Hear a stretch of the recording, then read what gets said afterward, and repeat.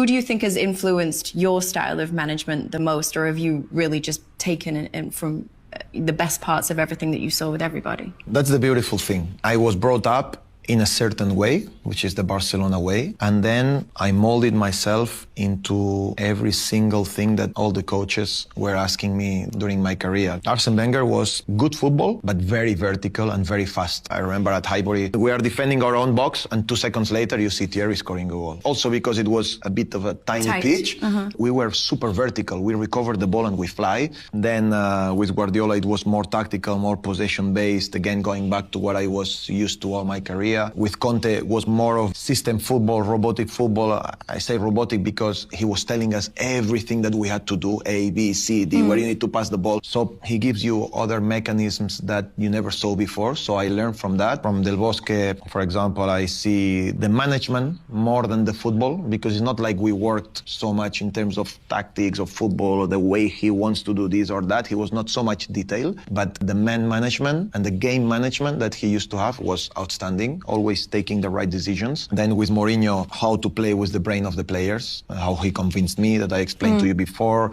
how he takes the best out of here, how he squeezes you here, how he motivates you and challenges you from this side. And he's top. His methodology in training was quite impressive. As I said, sometimes now when I go and I like to talk to a lot of managers, I see myself more open-minded than some, because others were brought up, let's say, in a way, and you can see that whenever they speak only about this way. But when you open another door, it's difficult to enter. Thanks to all these coaches and having played under so many ways and winning, because at the end what convinces you the most is that, okay, you do that, maybe you don't believe it in it at the beginning, but you win with this. And then you go back and you said, oh my God, I won with this, but doing the completely opposite thing, we also won with that, you know? And this makes you believe that there is not one way, that you need many times with your philosophy, with your idea, with your model to adapt to the players that you have.